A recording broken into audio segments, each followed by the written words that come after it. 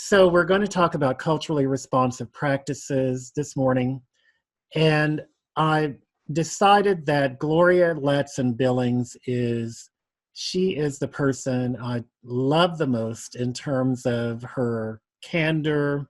And of course, she's the first person mentioned something about who mentioned something about culturally relevant pedagogy. Now, she calls it culturally relevant pedagogy, and we'll see that over the last 20 or so years that the name has evolved, the understanding of what a culturally responsive practice is has evolved, and it's still changing. And what we will have happen is if you ask anyone what culturally responsive practices are, you're going to get varied answers, and you're going to get a lot of confusion about, I'm not quite sure what culturally responsive practices are. And fortunately or unfortunately for me, it's part of my job title. It actually is Director of Culturally Responsive Practices. So I get that question a lot as far as what is it anyway? So we're going to sort of walk through that today. And this will be like Culturally Responsive Practices 101. And of course, there are lots of nuances to it in terms of applying it in a classroom. So I am actually going to start with, of course, I have to have a little bit of information about us in the room. So I'm going to place this link in the chat area. So this will get us where, first of all, what I need you to do first in the chat area is I'm going to ask a few things for the chat area. If you would type your college-wide ID with a T in the chat room. This is how they're going to do attendance. That's my understanding. So if you would just start typing your college-wide ID in there, I guess I should type mine as well. So see, we have activity within the first 5 or so minutes. Isn't that exciting? The way we're supposed to start classrooms and everything and presentations, activity immediately. But what I'm going to do is put a URL, the one that you see on your screen. I'm going to put that in the chat room, and I would like for you to open that in a different browser, not in the one that you're using right now. Please don't do that, otherwise you have to reconnect and be placed back in the room. But open a different browser, and I want you to answer a few questions for me, and we'll be able to see those in, I don't think it will take you more than maybe a minute or so to answer those questions. And while you're answering them, I am going to, I think I just sent it to one person, so let me change that to everyone. Okay, so you should have a survey in the chat room and open a different window or something on your browser so that you can complete that. It shouldn't take long. And I'm just going to keep going regarding the presentation.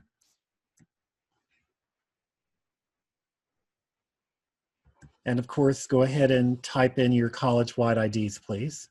So we're defining culturally responsive practices. Let's just sort of look at it from historically first.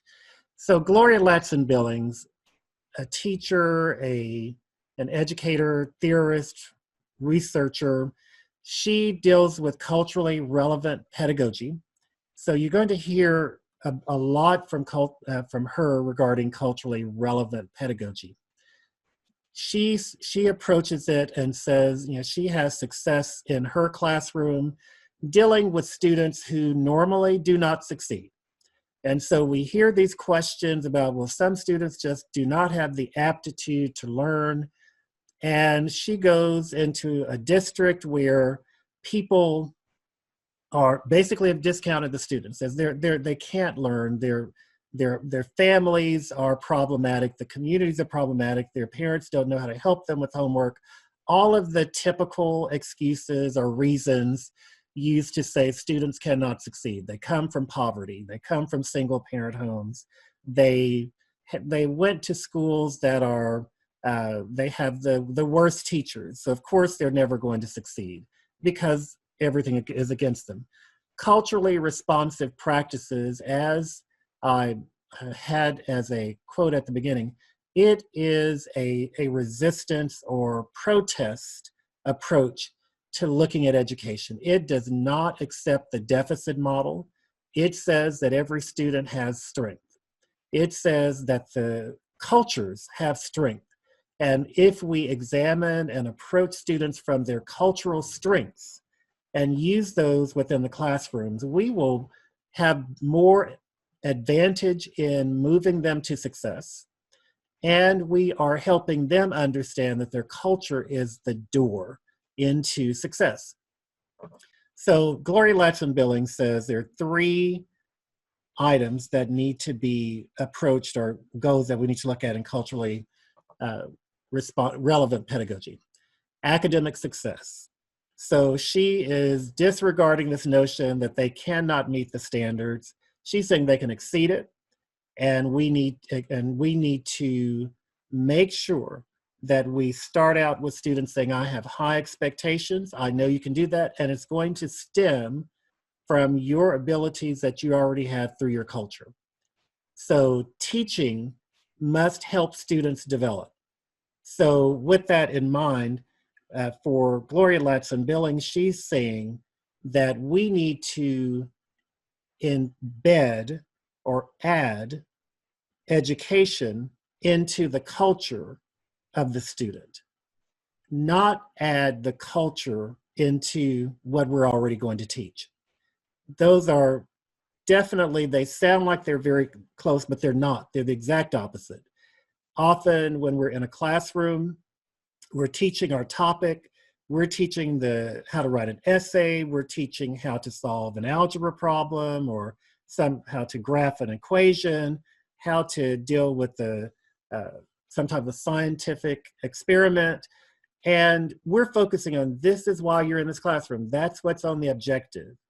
And the reality is, education is about helping students become more fully human in their democratic exercise of their abilities, where they can collectively be a contributor to society. It's not about, I know how to diagram a sentence. It's not about being able to do the skills that a particular class has. Those classes definitely give us a door to let the student exercise critical thinking, exercise expertise where they can contribute in a specific way, but they should also have minds that we're focusing on. So basically, academic success is the first standard. Then positive ethnic and cultural identities must be considered. And part of what we're focusing on is that academic success requires that positive ethnic and cultural identity be uplifted within the academics, and really starting with the culture and then figuring out where the academics fit within the culture. So that does require a different approach. We normally invite the students to come into our world, but Gloria Ladson-Billings is saying we need to go into their world and help them understand how what we're offering can enhance, improve, build on what they have already gained expertise in as far as their culture. So the third one is just recognizing, understanding, and critiquing current and social inequalities. That sometimes that one is overlooked, but I found that one to be actually the most important one of all. It's the one that actually engages the student in doing something in society. It engages the student or challenges the student to look at their communities, look at the world, and say, what's wrong with it? What's not working with it?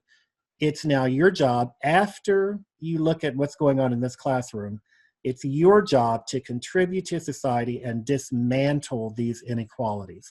And I, as your facilitator of learning, I'm going to help you in figuring out what's going on in your society so that you can be a contributor within it.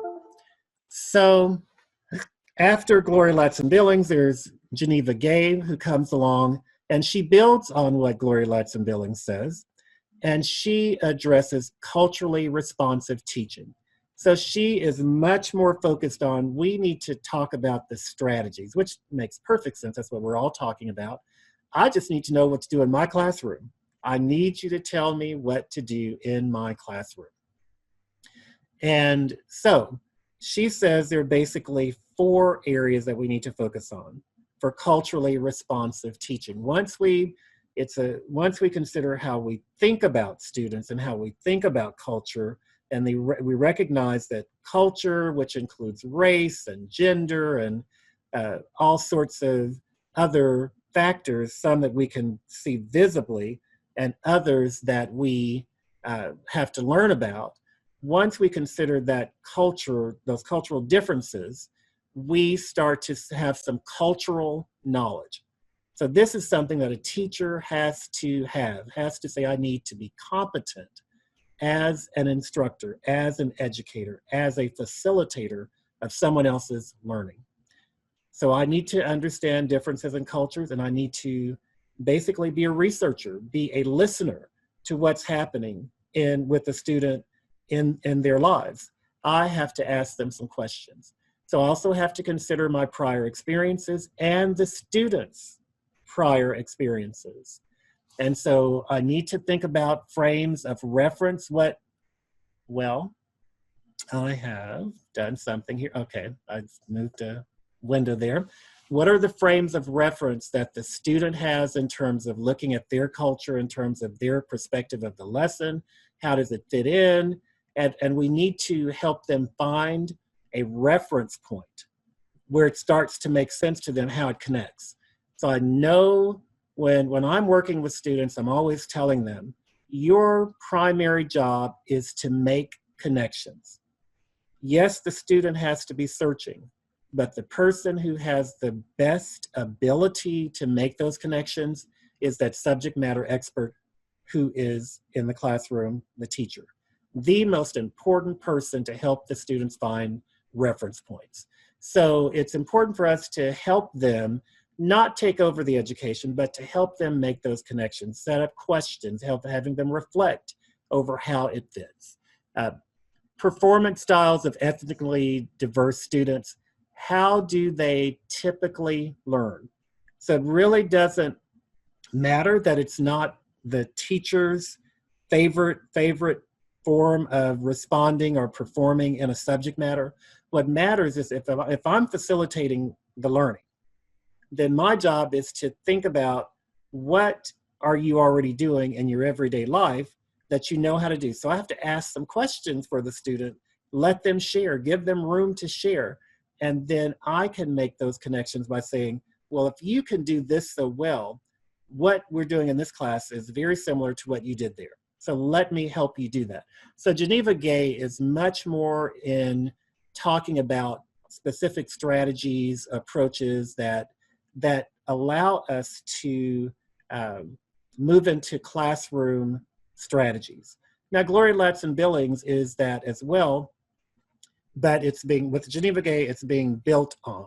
So there was, when Gloria Ladson-Billings, and I need to put that article, I'll get you to the end and show you where the articles are, but for reference for later looking at those.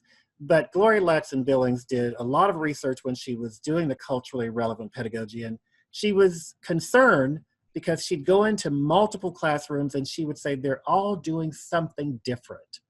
And I'm not understanding why teachers who are effective, I can't find one magic formula. I can't find a silver bullet for culturally responsive practices, that wasn't the title that she gave it originally.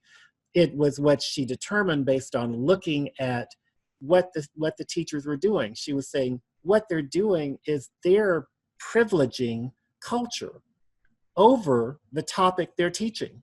They're getting the students to learn the topic they're teaching because the teachers are recognizing that culture, race, all of the defining factors are critical for the students that's where they live. And so teachers need to go where they live in terms of this culture. And once they do that, then they learn the topic. So after Geneva Gay and Gloria Letson Billings, of course we have to have other people building on it. And this is the one, Django Paris and Sammy Allen. That's where we tip, this is some of the latest research that I really like when it defines as culturally responsive practices. And I want to, after we finish with them, we're gonna look at what you all said. So hopefully you finished that survey already. And so Django Paris and Sammy Alim come up with a culturally sustaining pedagogy. So they come up with something, of course, another term that we have to grapple with and trying to figure out what is culturally responsive practice. Well, they're saying you do need to take into account that the many ways learners' identity and culture evolve. So someone, and I don't know about you, but the students I have dealt with, they can be one name, one way, one day, and then the next day they have a different name. They may have one pronoun one day, and the next day they tell you it's a different pronoun. And that's okay. What we have to recognize as educators is that it's not my job to lock you into your identity. It's my job to follow you wherever your identity and culture take you. My job is to help you access the education and understand that the education can enhance whatever your identity is and whatever your culture is. And this is an evolving reality for educators. We are approaching, well, we're not approaching, we're in an age where it's not about, let me tell you how you need to learn. And this is the one way you need to learn. That age is gone. And if we want to stick with it, we're not going to be able to be successful in dealing with students. Educators not only draw on, but also sustain the student's culture. If the student says, this is where I am, the educator listens to it, understands it, connects to it, but then helps the student establish a sustainable culture, to define the culture, to find the advantages and disadvantages, the challenges and the benefits. Educators help people think through, if this is your identity today, is this the culture you define for yourself today? We're going to help you think about that and understand the consequences of all of your choices. You can be anything, do anything, but there are consequences that go with it. So educators help them think through it. So help students develop a positive cultural identity while teaching math, while teaching reading and writing and all of the other political science and problem solving, civics, everything that we teach, we still continue to build positive cultural identity. We have to ask ourselves questions. Do I show people in the field of the subject I'm teaching so that the student sees themselves in what I'm teaching? Those are critical items under the sustaining pedagogy that's still in the classroom. They love the critical, culturally relevant teaching, but they also want to emphasize under the sustaining pedagogy that we are in a world of multilingualism and multiculturalism. And the educator of today has to support that there are multiple answers to many problems, multiple solutions, multiple approaches, and not just the one that's in the book. The book is not the final authority because the book is often centered in minimizing the culture from which the students are coming from. So that is critical under this particular type of thinking where we're trying to now look at culturally responsive practices. So when we take all of these groups together, they do share a common goal. And that at the end of the day, we are confused because there's so many perspectives out there. So what they have in common is that they define the deficit model of saying that students come with problems. They come and they're the ones who need to be worked on. They need to be fixed so that we can correct them. Instead, they come from this culture, looking at culture as a strength to ensure that students see themselves and their communities reflected in what's being taught. So there are lots of questions that we as educators have to ask ourselves when we're in the classroom, when we're out of the classroom, what are we doing? How are we supporting students so that they start to see themselves? If we have to invite speakers, if we have to provide examples, if we have to do research projects where the students look for themselves in and report what they're finding, what's missing, or what is there. We need to interrogate those and let the students find themselves, whether it's lacking or not, and then find the singular examples if that's what they have to have. So let's take a moment to look at our results. So let me get this together for you so I can look at what we have from each of you. Okay, oops, well, I just stopped that. Well, that was good. So,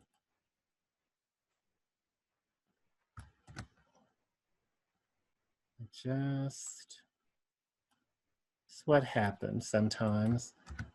Dewayne? Yes. This is your warning that we've got about 33 minutes left in the room. Okay, thank you very much. Well, we have lots of responses here, so I'm looking forward to sharing these with you. Always have to look around when the screen is moving so quickly. So, just looking at the responses. So, conflict does not bother me. So why would I do this survey? Why in the world? This is something that we spend a lot of time in classes trying to figure out who our students are. So one of the things that I'm arguing or presenting as culturally responsive practices is that we as educators have to spend more time understanding where our students are coming from. So we need to know if conflict is something, and because often our questions are arguing, our definition of arguing is an academic argument where we're not going to get into a fist fight. At least that's not the intention. But students come from cultures where they don't disagree with the elder. They do not disagree with the expert in the room. And if that's the intent of learning, then they're not going to ask questions. They're going to wait for you to tell them every single thing to think. So in the room, conflict does not bother me. 61% of those who responded said conflict, they disagree that conflict does not bother me. So that means so it's the exact opposite. So they're saying conflict is okay with me. So 61% of us say not a big deal. A few say they just disagree. Well, no, am I reading this correctly, or did you all? Yeah. Backwards. It looks backwards here. Conflict does not bother me. In other words, conflict it does bother 61%. Yeah. Yes, it does bother 61.5%. And so, okay, so that's interesting. So they disagree with it. So I was looking at it, and so we have only a small percentage strongly agree with it. Let me wave over that. One person says that they strongly agree with it, and then agree 3. So 4 people are not bothered by that. And I just said that a big part of education is we need to have conflict, which is sort of an argument. And so we have to translate that. Is that what it really means in a classroom? So maybe if you were asking this question of students, you would ask a different question, which is, are you comfortable with debate? And so when we have these types of questions, it is kind of difficult. I could have asked another way and just said conflict is good for learning. And then maybe that would have been answered differently. But because people disagreed with it, they're saying that they don't want conflict, at least according to this. So I'm going to ask is, for those, if some brave soul, you can just say it audibly, I still won't know who you are. Is that what you meant of those who disagreed? That you meant that in terms I'm sorry. I was raised in a family where they were very Irish and they yelled a lot, and that bothers me, and that's what I was thinking of. But however, as an educator, I kind of want my students to have opposing opinions so that we can come to some sort of, agreement on everything is wrong, or you're right, I'm wrong, because I teach a foreign language and the cultures are so different. They have to kind of assimilate that just because you believe this doesn't mean you're always right. So that doesn't bother me, but I was thinking of heated arguments because I did have students do that once out in the hall, and Yeah. I felt like I was in high school and I wondered where the principal was. Well, you were the principal. Yes, and I handled it, but yes, it was my first semester also, so that wasn't the most exciting day, but No, but this is an opportunity for us as educators. So I'm still going to take that, and some people are posting, and which I fully get, that argument and I read it, and I think argument and conflict are different, and that is certainly true. I agree with that. So the way our students, when they originally start, when they hear something that's different, it actually is conflict to them. And in fact, we want that type of disequilibrium to happen to them. But we spend a lot of time in our classrooms helping them take that moment of being unbalanced, having this conflict of self-value, and trying to reconcile that it's okay that someone doesn't think like me, because they do become much more defensive when conflict first starts. And I've noticed this in my classes, and when I would teach the lowest level of developmental studies, I could have the same activity in my college level classes that were advanced.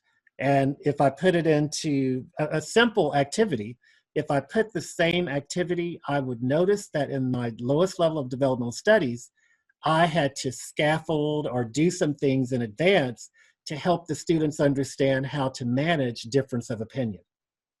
I didn't have to do it as much with the higher levels because they had already experienced what it meant to disagree, but to do it in a way to learn, do it in a way to expand their thinking or the other person's thinking. So that's really important, that we understand that students who are new to education, first generation, or if they've not had a lot of experience with differences of opinion, we have to help them in that process. So just looking at our answer, and of course, I pulled this question from a culturally responsive survey, and I don't like how it's worded myself, but that's what we have. I didn't change it. I just pulled it from the survey. But here's one. Do you believe your family placed greater value on gathering stuff or building relationships? So 23 or 6 of us said stuff was valued more, and the other ones were building relationship. This may differ in different classes that you have, but it's good to know where your students are coming from. So these are things that you learn from conversation. Being on time is a demonstration of respect. Mostly we agree. That may not be the same with our students. They may not look at it as respect. So this is really interesting information to know. Music is very important in my life, and I can tell you several singers or bands I listen to on a regular basis. So 65% of us do, and a whopping 19%, which sounds much more impressive than 5, but 5 of us disagree with that, and some others we have different answers as well. But this is still interesting because different cultures will value music much more. If your house were burning down, what one item would you try to save? Pictures, dog, cat, daughters, keepsakes, my family. I would appreciate that if I were in your family. Computer, pictures, writing history, eyeglasses. I appreciate that a lot. That would be a problem. Flash drive with my research. That would be a person working on a dissertation or something. Or just teachers. We can't lose that flash drive. But I do suggest a cloud server to put your research. Pictures, because they are reminders of my life and family. I would agree with that. I would save my animals, my grandmother's handkerchief. She died 10 years ago. My dog. Photos, laptop. Has the photos. Again, a cloud server. My dog, because I love him. Photos, again, file server, scan them. phone contacts and pictures, phone, wedding album, cats, dog and phone, box of family photographs. No item. I would save my family because everything else can be replaced. This is a realistic person, just comes right to it. Pictures of my children, pictures. So this is interesting. So these are the types of things. We do them at the beginning of the week, of normally the first week of classes. But I'm hoping that we do just a little bit more with those. I'm hoping that we get to learn our students and look at how those values represent how we need to modify, or when we're explaining the activities, the assignments that we give in the classroom, that we're using these to help us understand how to make connections with the assignments and help the student make those connections as well. So let me, I think, make sure I have this. I'm going to get us back to this presentation. Thank you all for answering those questions. So honestly, that gave us a lot of insight there. So, since my job title says that I'm Culturally Responsive Practices Director, so I just sort of have this little, for inclusion and retention, the area that I work with, clear. So I've sort of taken the same information, really building off of Gloria Latson Billings more, but I'm just saying three areas that I really think are important. We have to have clear expectations, clear and high expectations that protect that academic integrity. So we need to help the students understand that it's important to them to achieve the best knowledge they can because it's tied to their leadership abilities in their communities. It's tied to their power to change things. So we have to make that clear that this is an academic success for you to take back to your community, to take back to your culture that matters to you. We have to make that tie. There's no one else out there. I don't care what book we buy. I don't care what chair or what associate dean or president says to us. We have to sell it to the student. We're the ones in the classroom. And so we have to sell to them that academic success, academic strength gives them power to go back to their communities and make a difference. And so but here's a question that I ask all the time. We can demand a lot from students, but how well do we support them through the classroom and through the institution? We have both of those layers. We have to advocate on the classroom level and on the institutional level. We have to let the institution know what's not working. That is a responsibility of every one of us as a faculty member.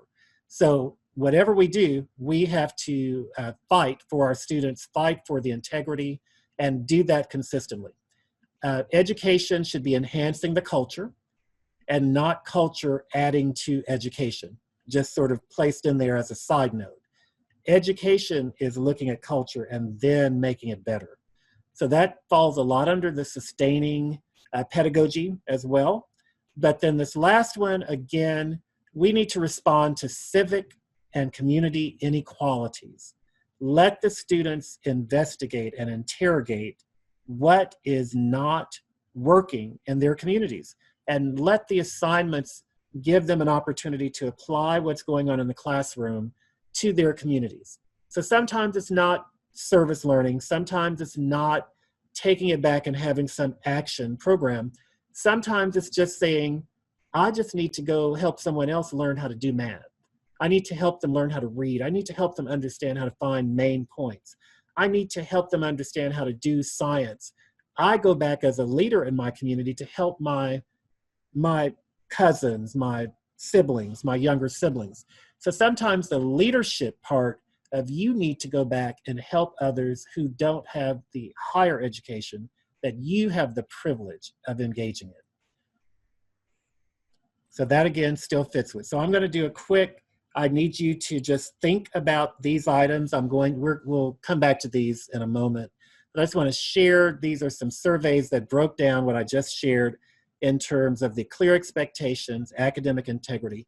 So I would just ask you, if you are looking at a class, think of assignments that you give. how would you rate that assignment, or how would you rate your general classes in terms of having clear expectations of what they're going to do and how it's going to connect to them and their cultures and their communities? How clear is that to the student? How well do you present to them, sell to them that academic integrity is important? So I just need a score. For you, you're not going to tell me the score. This is your score. But this is a self-rating. And if we're not at it, if I'm a 2 or a 3, what can I do in my classroom so that I can move myself to a 4 or a 5? That's my job in professional development. I can write my own professional development plan if I'm reflecting on my work. Do I provide adequate support for students? Does the institution provide adequate support for success for the student? Culture, am I sustaining the culture by adding to education, or am I sustaining education or my content area, and I'm inserting sort of like a magic bean culture and hoping that the students make the connection? The other part would be, am I responding to civic inequalities and community inequalities? Is that happening in my classroom? So looking at those, I'm looking at just that first box and some things that relate to, so again, I sort of remind you here that you're looking at least one class assignment. How could you better frame it in terms of expectations? Are the outcomes clear? Have I shown what I really want the student to know in terms of academic integrity? Have I set high, reasonable expectations for the field or the college level needs? If I'm teaching a class and I'm supposed to show someone how to write, but I look at them and say, you're barely making it. Have I equipped that student for what they need to be successful in other classes that require writing but may not teach it? Have I taught them how to use the resources at the college to learn how to help themselves when they don't have a writing class and a writing teacher? What am I doing to help that student be independent so that they become leaders and have a critical consciousness about their learning? Adequate support, office hours, explanations, book resources, adequate lab equipment, adequate tutoring support. Is that there? So I'm just asking the question at the moment, and then we need to come up with what we would do. So, Lynn, could you tell me how much time I have again? Culturally sustaining. 16 minutes. Okay, thank you very much. Okay, culturally sustaining parts. Help the students find or keep pride in culture. Help the students find how culture is elevated. This is really important. I'm not saying that this is something that we just do automatically. We have to be intentional. So when we're thinking about culture, we really have to examine what we know about the culture. So that's why we have to be culturally competent, so that we can frame assignments so that students can examine their cultures and find ways to use education to improve themselves and their culture. So education is totally about improving the community in which I live. So I have to know what's not working. I have to know what is working so I can know where my allies are and where I need to get people to help me make things better. So if our education is not doing that, then we're missing the mark in terms of what we're doing. So this portion of being a critical, conscious contributor to society is often what's missing in being culturally responsive. So whatever the practice is, there are lots of high impact practices, lots of strategies, best practices, research-based strategies. It's not about saying one is better than the other. We know that those high impact practices work, but if I'm not using them to help the student make those connections to their lives, then who cares that I gave them this great high impact practice? They're not making the connection, so it's not going to have the direction of helping them where they need to go. So I'm going to move on from that. So that's basically, I'm already there. Responding to civic inequalities. Do I look at my course outcomes and help the students understand how those outcomes will help them be critically minded citizens, how the democratic process is strengthened by my class? When they look at their communities, have I looked at my assignments to see how questions of what's happening in the community, which could be my class, they can, and students, once you start getting them on that pathway, they're going to start asking you about why you do things a certain way in your class. They're going to start asking why TCC does things in certain ways. Why do we not say something? We need to empower the students to ask that question. Go talk to your faculty, go talk to the dean, go talk, schedule a meeting with the president. If that's what you need to do, send an email. There's nothing wrong with that.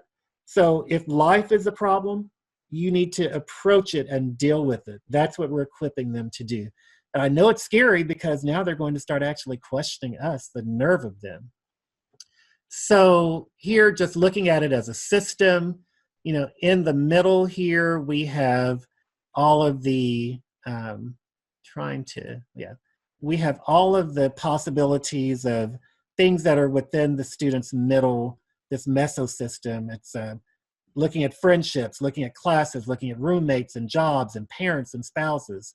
It goes out, federal and financial policies, faculty curriculum, institutional TCC policies, immigration policies. But then that's in the broader part of what are the cultural expectations, what are the social forces that are influencing them. We have to look at all of that and recognize that our class is in the middle, but all of these exosystems and macrosystems are contributing to what's happening. And, you know, there's also culturally engaging campuses. So this is where we, as faculty and educators, we're looking at, am I doing things that are culturally relevant and responsive? I have to be proactive. I have to think collectively, meaning I'm not just concerned about my getting what I need. I'm thinking about if someone is a dreamer, someone who is an immigrant, someone who is being attacked because of their sexual preferences or who they like, then I have a responsibility. If I have someone who says, I am a Native American or Chinese American and I'm facing some bigotry, I have to be concerned about this collectively, not just because I'm a member of a group, but because someone collectively is not getting something, there's a gap. So I have to think about how to help. And that becomes a classroom discussion item to say we need to have collective orientation rather than individualistic orientation. And that's a major part of culturally responsive practices, moving students from just being concerned about themselves, but looking at collectively. And that leads to a sense of belonging. It leads to self-efficacy, academic sort of, I'm motivated, I do intend to persist. And that eventually leads to what we need is for them to get the learning that is part of culturally responsive practice. This is connected to, I belong at TCC. So eventually that is going to lead them to persistence. So I'm going to, this will be in the presentation at the end. I really want to talk about this one for a moment. 8 lessons for talking about race and racism. When this happens in your classroom, lead with shared values. Use value as a bridge. Know the counter narratives of be prepared for all of the things that are going to come up when you have a discussion. Talk about systemic obstacles. Make it clear to students that it's not just one situation, it's how it's embedded in the system. It's become normalized. Be rigorously solution-oriented and forward-looking. The problem, we can talk about the problem forever and ever, but we have to look for solutions. But consider who you're talking to, consider their goals, be explicit about the different causes of racial and socioeconomic disparities, and describe how racial bias and discrimination holds all of us back. going back to this, so remembering we have basically three things that are coming from Gloria Ladson Billings. So I'm going to ask you to think about in your classrooms one assignment or one something that you could do to better frame instructions to get you to outcomes that emphasize academic success. One way this week or this semester, you will push yourself to better understand both yourself and others outside of your culture, and maybe even change an assignment. And then think about at TCC, what's some institutional or in the Tulsa area, a community inequity or inequality that you could do something. So just for a moment, would someone, since I've been doing most or all of the talking here, someone want to share something that stands out to them? I see some resources coming about. Yes, you will have this slide. It's going to be the last slide I'm going to share with you how to get to it. Anyone want to comment on any of these three?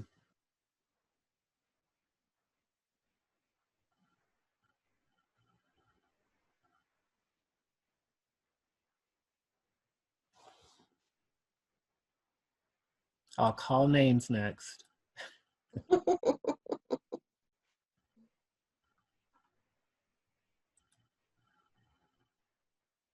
It sounds like you all want me to call names. Okay. Let's see here. Well, okay, so I'll call someone who won't be mad at me maybe. Okay, so Joe is around. I see Joe Stafford. So, are you there? Can you respond to any of these?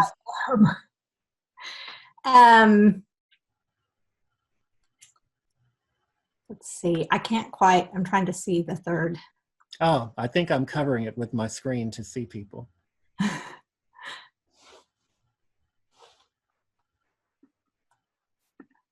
Well, so I'm in teaching Comp 2 in the fall online, and think about incorporating the Crable book on the Tulsa Race Massacre. So I missed that first session. But, you know, I think starting with incorporating local history would be really important. I've done that before. And just think I've done like a mapping assignment that I want to do again with students thinking about their Tulsa, connecting them to their kind of local environment. Yeah, so I'd like to do more with that.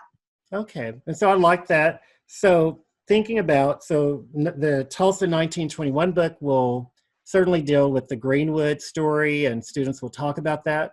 But all the students in the class, so will be eye-opening for some students to learn the history.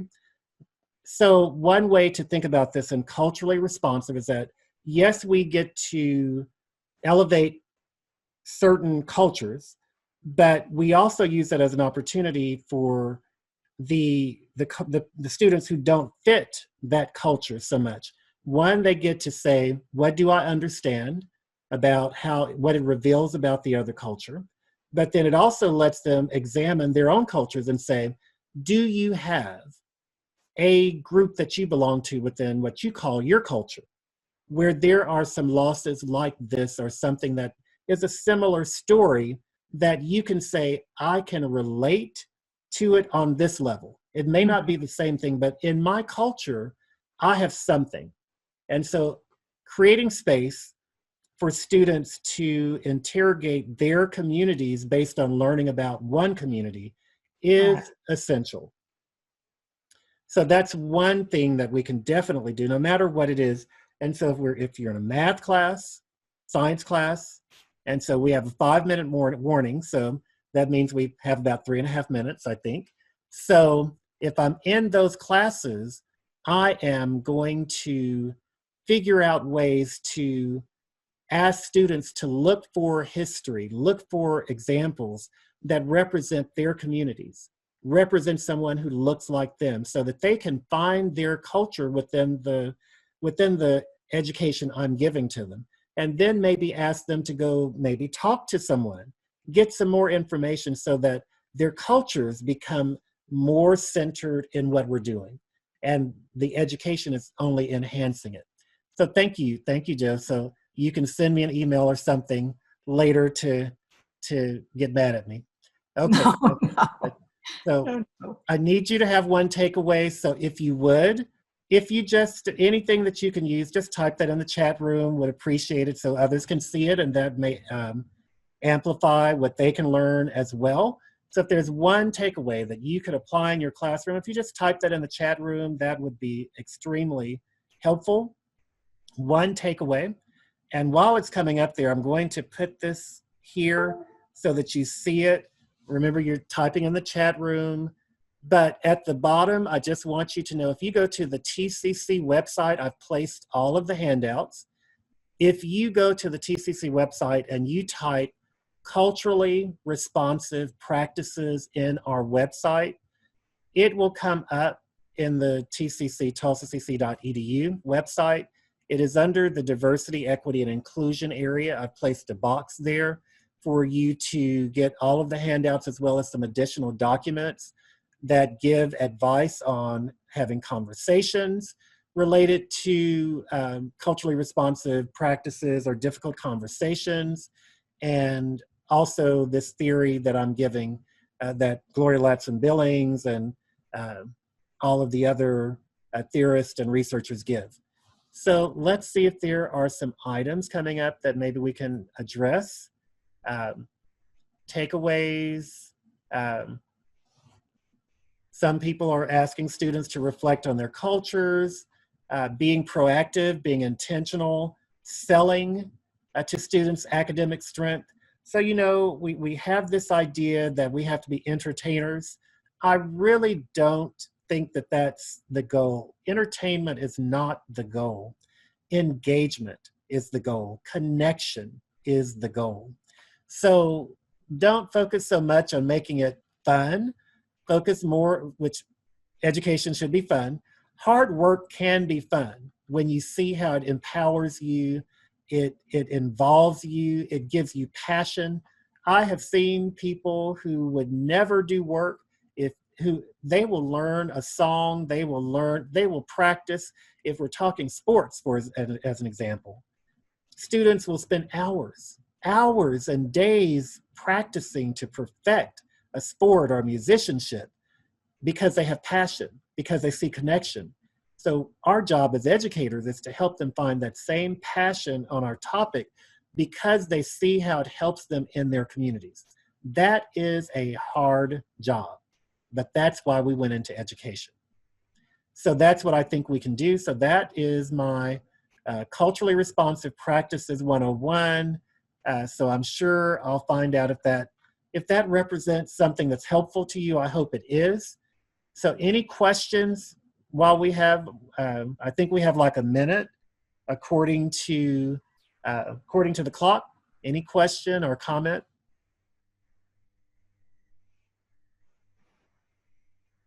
Says we're about to be kicked out in less than 45 seconds. So anyone want to say anything or comment?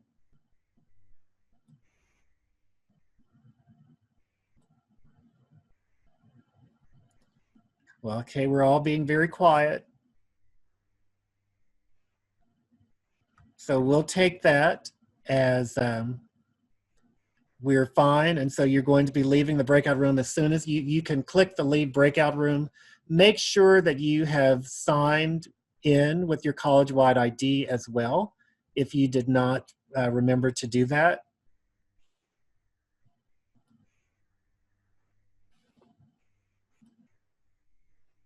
Thank you very much.